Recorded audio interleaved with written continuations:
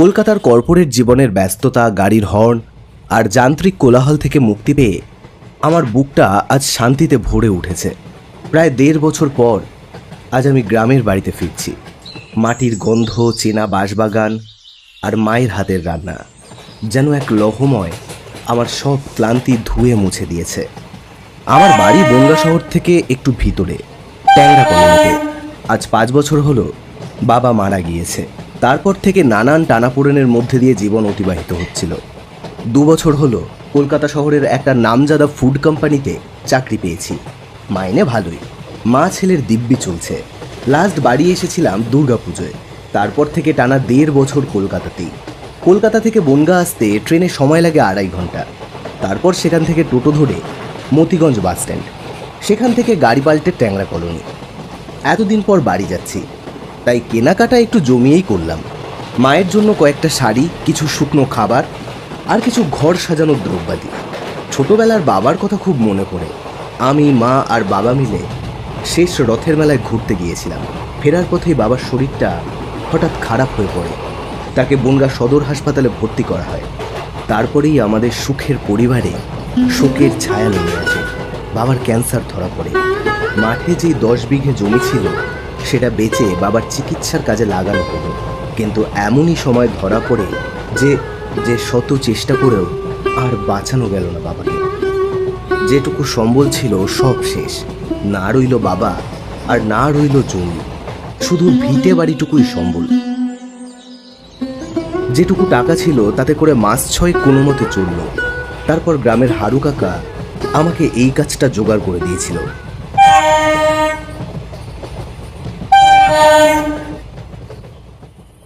রাত তখন প্রায় ৯:৩০। গ্রামের নিস্তব্ধতা শহরের মাঝরাতের নিস্তব্ধতার চেয়েও অনেক বেশি গভীর। মা পরম যত্নে আমাকে গরম ভাত, দেশি মুরগির মাংস রান্না করে খাইয়েছে।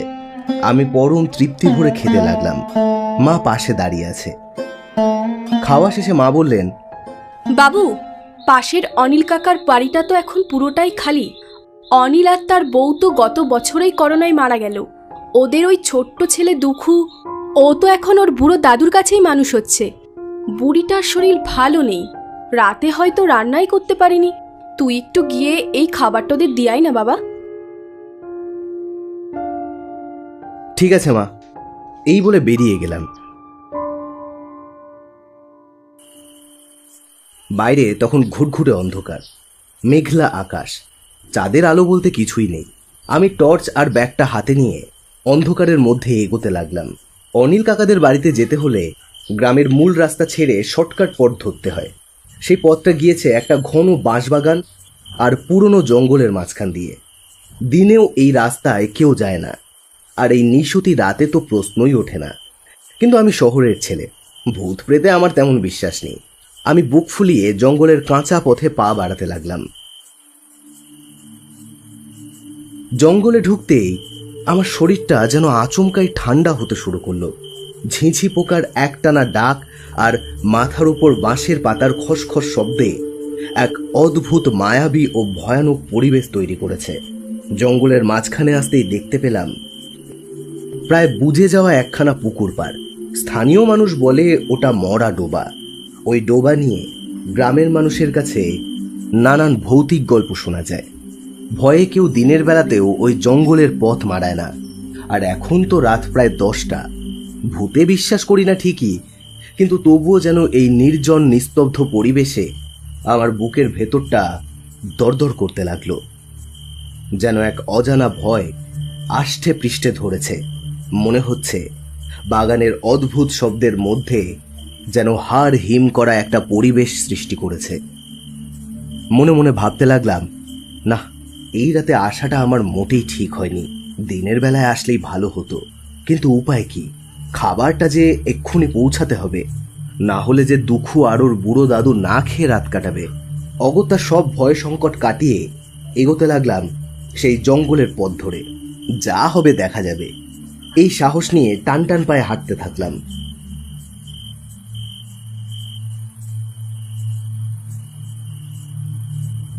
ঠিক এই ডোবাটার সামনে আসতেই হাতের টর্চটা যেন আচমকাই বন্ধ হয়ে গেল। যা, এই সময় টর্চটার বন্ধ হওয়ার ছিল। হঠাৎ সামনের দিকে তাকাতে আমার শরীরটা যেন হিম হয়ে গেল। ডোবাটার ঠিক সামনেই একটা ছোট্ট বাচ্চার অবয়ব দাঁড়িয়ে আছে। ভালো করে লক্ষ্য করতে গায়ের লোম যেন খাড়া হয়ে উঠল। বাচ্চাটার বয়স বড়জোর 2 বছর হবে। সে পিছন ফিরে ডোবার জলের দিকে তাকিয়ে দাঁড়িয়ে আছে। ভয়ে হাত পা যেন কাঁপতে লাগলো। চিৎকার করার মতো শক্তিও যেন আমি হারিয়ে ফেলেছি। আমি মনে মনে ভগবানের নাম করতে করতে ছায়ামূর্তিটির পাশ কাটিয়ে বেরিয়ে গেলাম।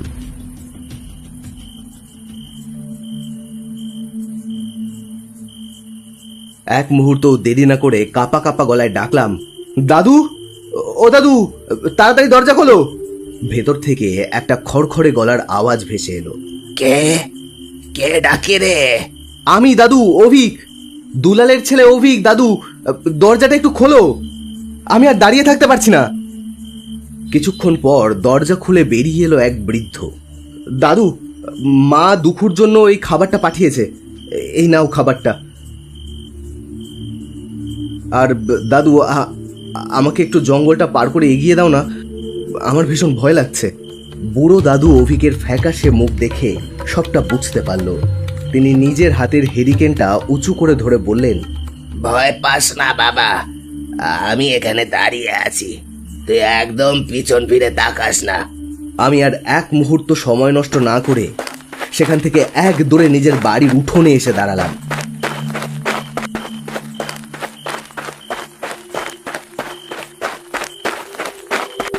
মা তখন দাওয়ায় দাঁড়িয়েছিল। আমাকে এমন হাঁপাতে দেখে মা জিজ্ঞেস করলো, কি রে বাবা, এরকম হাঁপাচ্ছিস কেন? কি হয়েছে? আর তোর হাতের টর্চটাই বা কোথায়? কি হয়েছে একটু খুলে বল তো। আমার শরীরে যেন একটু বল এসেছে মাকে দেখার পর, কিন্তু ভয়ের রেশটা যেন তখনও অব্যাহত। আমি কাপা কাপা গলায় বললাম, মা, আমি যখন ওই পথ দিয়ে যাচ্ছিলাম তখন জঙ্গলের ওই ডোবাটার পাশে হঠাৎ দেখতে পেলাম একটা ছায়ামূর্তি আমার দিকে পিছন ফিরে দাঁড়িয়েছিল। ওটা কি ছিল মা? মা আমার দিকে তাকিয়ে কিছুক্ষণ নিথর হয়ে দাঁড়িয়ে থাকলো, তারপর বলল, এটা আজ থেকে 10 বছরের আগের ঘটনা। সুবোধ বলে একজন লোক আর তার স্ত্রী একটা ফুটফুটে ছেলে ধীমানকে নিয়ে ওই জলাধারেই থাকতো। খুব সুখে কাটছিল তাদের জীবন, কিন্তু অধিষ্ঠের কি পরিণাম। একদিন সকালবেলায় সুবোধ তার ছেলে বউকে ঘরে রেখে কাজে বেরিয়েছিল। সুবোধের বউ রান্নাঘরে রান্নার কাজে ব্যস্ত ছিল। পাশেই একটা তাল পাতার চাটাইয়ের উপর কিছু একটা খেলনা দিয়ে বসিয়ে রেখেছিল ধীমানকে। হঠাৎ ধীমানের মা দেখে ধীমান নেই। তার মা সমস্ত ঘর খোঁজাখুঁজি করতে থাকে। পুরো গ্রামের লোক এক জায়গায় হয়ে যায়, তাকে খুঁজে বেড়ায়, কিন্তু ধীমানকে খুঁজে পাওয়া যায় না। সুবোধ কাজ থেকে বাড়ি ফিরে এসে সমস্ত ঘটনা শোনে, তারপর কাঁদতে শুরু করে। পুত্র শোকে তাদের খাওয়া ঘুম কোথায় যেন হারিয়ে যায়। পরের দিন সকালে একটা লোক গরু নিয়ে যখন মাঠের দিকে যাচ্ছিল, ঠিক সেই সময় দেখতে পাই ধীমানের মৃত দেহটা শক্ত হয়ে ডোবার জলে ভেসে উঠেছে। তখনই ধীমানকে জল থেকে তোলা হয় এবং গ্রামের মানুষের সহায়তায় তাকে সদর হাসপাতালে নিয়ে যাওয়া হয়, কিন্তু সে তো তখন মৃত। শোকের ছায়া নেমে আসে তাদের পরিবারে। একদিন হঠাৎই তারা তাদের সমস্ত জমিজমা গ্রামে মদন অধিকারীকে বিক্রি করে তারা গ্রাম ছেড়ে চলে যায়। আর তারা কোনোদিনও এ গ্রামে আসেনি। কিন্তু তারপর থেকেই শুরু হয় ধীমানের অতৃপ্ত আত্মার উপদ্রব। প্রথম প্রথম তো দিনের বেলাতেও দেখা যেত। তার অশরীরী ছায়ামূর্তি বড্ড ভয়ানক। যদিও সে কারোর কোনোদিনও ক্ষতি করেনি, কিন্তু ধীমানের অতৃপ্ত আত্মা প্রত্যেক পূর্ণিমা অমাবস্যার দিনে ওই ডোবাটার পাশেই দাঁড়িয়ে থাকে। আজ যখন তুই ওই পথ দিয়ে যাচ্ছিলিস, তখন তুই ওই ধীমানকেই দেখতে পেয়েছিস। মায়ের মুখ থেকে এই কথাগুলো শোনার পর কিছুক্ষণের জন্য সম্পূর্ণ নীরব হয়ে রইলাম। মুখ দিয়ে কোনো কথা বের হলো না। আমার সাথে ঘটে যাওয়া ঘটনাটা আসলেই কোনো কাকতালীয় ব্যাপার, নাকি কোনো অলৌকিক শক্তির খেলা? মায়ের দেওয়া বর্ণনা এতটাই জীবন্ত ছিল যে হাত পা যেন ঠান্ডা হয়ে আসতে লাগলো। সারা শরীর যেন কাটা দিয়ে উঠল তখন। আয় বাবা, ঘরে আয়। আমারই ভুল, কেন যে তোকে রাতের বেলা খাবার দিয়ে পাঠালাম। এই বলে মা মাথা নিচু করে দাঁড়িয়ে থাকলো। আর সে যাই হোক, ভগবানের অশেষ কৃপা যে তোমার ঘরের ছেলের কোনো ক্ষতি হয়নি। চলো ঘরে যাই। এই বলে দুজনেই ঘরের দিকে পা বাড়ালাম। বাইরে তখন জঙ্গলের দিক থেকে আসা ঝোড়ো হাওয়া বাঁশবাগানকে দুলিয়ে দিয়ে গেল। ভিকি চলে যাওয়ার পর যে বড় বাড়িটা একসময় আমাদের সন্তান মানুষ করা আর পোষ্য ভালোবাসার স্বপ্ন বুকে আগলে রেখেছিল, সেটা আমার কাছে তার সমস্ত অর্থ হারিয়ে ফেলেছিল। চাইলেও একা হাতে তার দেখভালের খরচ সামলানোর ক্ষমতা আমার ছিল না। তাই অনেক ভেবেচিন্তে যে সিদ্ধান্তটাকে সবচেয়ে ঠিক মনে হলো সেটাই করলাম, বাড়িটা বিক্রি করে দিলাম। ভেবেছিলাম ভিকিও নিশ্চয় সেটাই চাইতো, আর চুক্তিতে সই করার সময় মুখে একটু হাসি এনে নিজেকে সান্ত্বনা দিয়েছিলাম এই ভেবে যে আমি জীবনের নতুন পথে এগিয়ে চলছি দেখে সে নিশ্চয় গর্বিত হবে।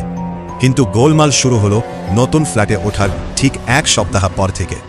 গভীর ঘুমে তলিয়ে থাকার পর হুট করে মাঝরাতে এক ঝটকায় ঘুম ভেঙে ধরফড়িয়ে উঠে বসতাম।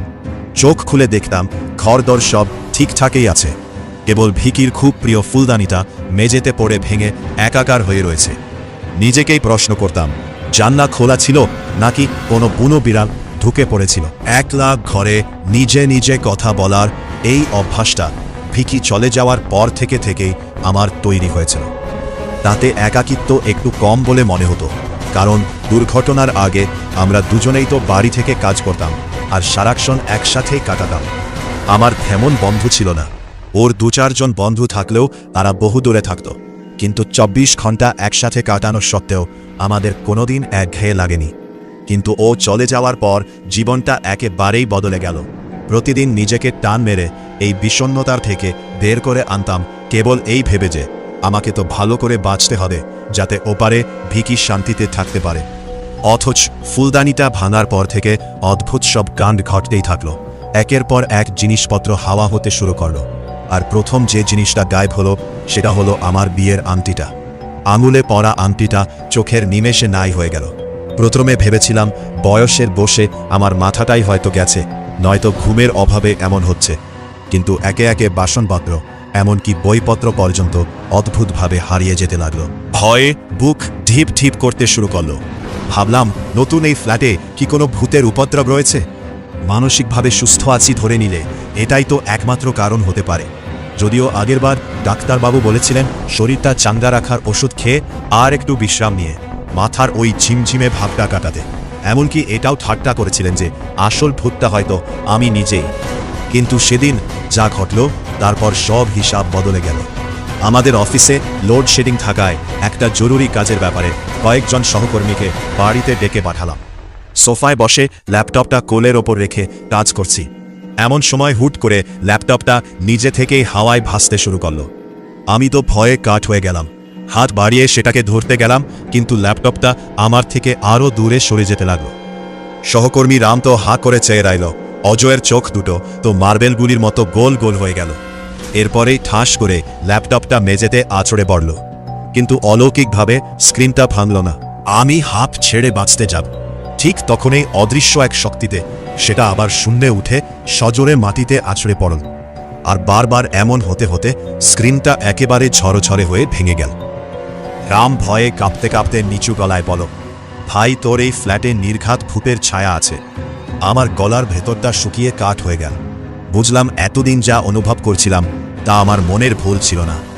ঠিক তখনই কান ফাটা এক আওয়াজে একটা বিকৃত গলায় গর্জে উঠল, পুরনো বাড়িতে ফিরে যা।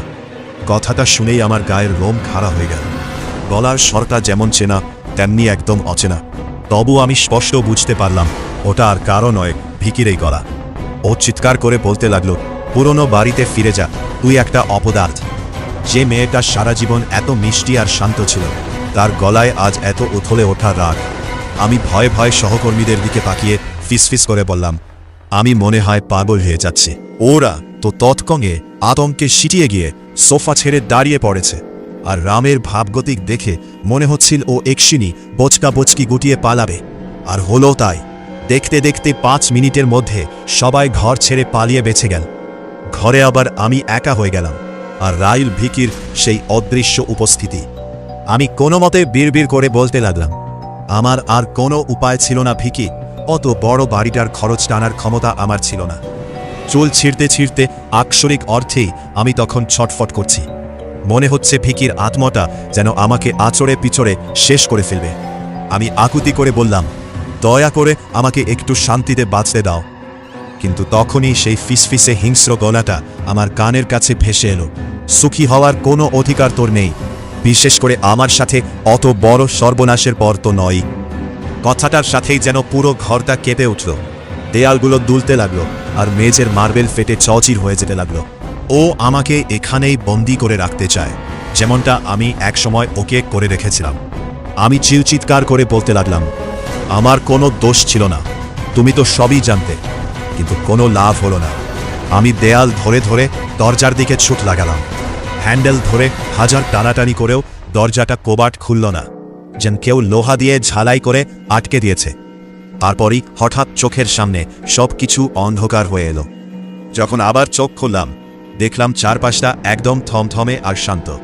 মেঝেতে ল্যাপটপটা গুঁড়ো গুঁড়ো হয়ে পড়ে রয়েছে, কিন্তু ভিকির সেই তাণ্ডবের বা বন্ধুদের উপস্থিতির কোনো চিহ্নই আর ঘরে নেই।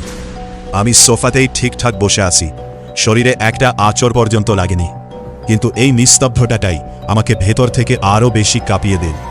আমি বুঝতে পারলাম ও ঠিকই বলেছে, এবার আমাকে সেই পুরনো বাড়িতেই ফিরে যেতে হবে, আর অতীতে আমি যা যা অপরাধ করেছি তার মুখোমুখি হতে হবে।